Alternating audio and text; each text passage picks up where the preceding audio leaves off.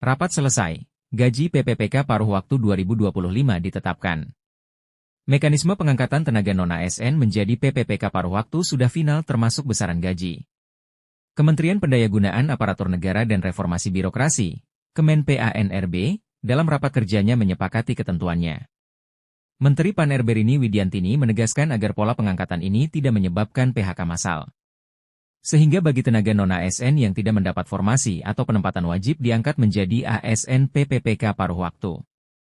Upaya penuntasan peralihan status non-ASN menjadi ASN terus dilakukan, termasuk memberi perpanjangan waktu pendaftaran seleksi PPPK 2024 tahap 2 sampai dengan 7 Januari 2025. Diharapkan beberapa langkah yang sudah ditempuh dapat mewujudkan amanat Undang-Undang Nomor 20 Tahun 2023.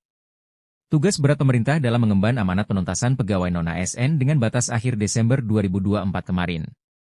Oleh sebab itulah skema pengangkatan PPPK paruh waktu harus dilakukan agar legalitas dan pengakuan status kepegawaian didapat tenaga honorer.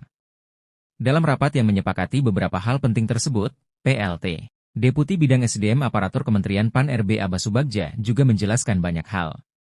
Pertama soal mekanisme pengangkatan PPPK paruh waktu 2025. Menurut Abbas Subagja, tenaga non-ASN atau honorer yang diangkat menjadi PPPK paruh waktu adalah mereka yang tidak terpenuhi formasinya. Bagaimana nanti mekanisme yang untuk yang paruh waktu? Paruh waktu itu pertama dia tidak terpenuhi formasi, jika tak Abah. Dapat diilustrasikan jika pada satu formasi membutuhkan 10 pegawai tapi yang mendaftar ada 15 orang maka yang 5 akan menjadi PPPK paruh waktu. Meski demikian, PPPK paruh waktu tetap diakui sebagai aparatur sipil negara dengan NIP dan SK resmi. Hanya saja besaran gaji yang diterima belum seperti PPPK penuh waktu. Gaji pokok PPPK penuh waktu ditetapkan dalam Perpres Nomor 11 Tahun 2024 seperti rincian berikut. Golongan I sebesar Rp1.938.500 hingga Rp2.900.900. Golongan 2 sebesar Rp2.116.900 hingga Rp3.071.200. Golongan 3 sebesar Rp2.206.500 hingga Rp3.201.200. Golongan 4 sebesar Rp2.299.800 hingga Rp3.336.600. Golongan V sebesar Rp2.511.500 hingga Rp4.189.900. Golongan E6 sebesar Rp2.742.800 hingga Rp4.367.100. Golongan 7 sebesar Rp2.858.800 hingga Rp4.551.800. Golongan 8 sebesar Rp2.979.700 hingga Rp4.744.400.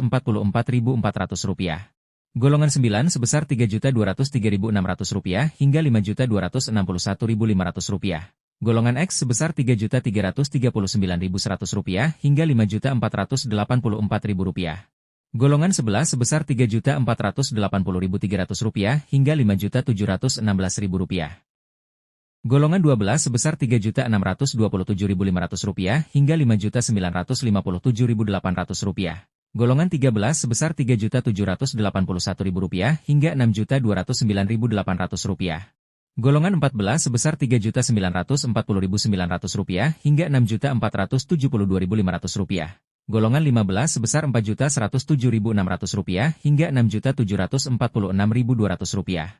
Golongan 16 sebesar Rp4.281.400 hingga Rp7.031.600.